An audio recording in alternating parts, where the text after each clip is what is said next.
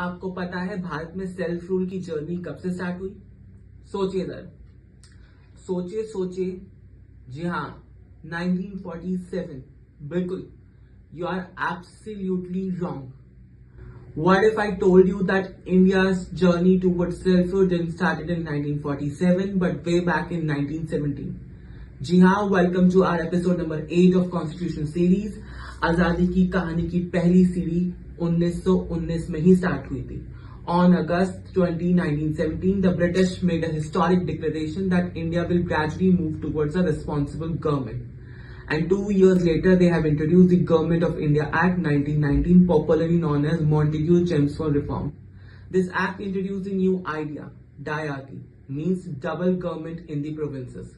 There were two lists in that particular act, that is transfer list, handled by the Indian minister, reserve subject, kept by the British official.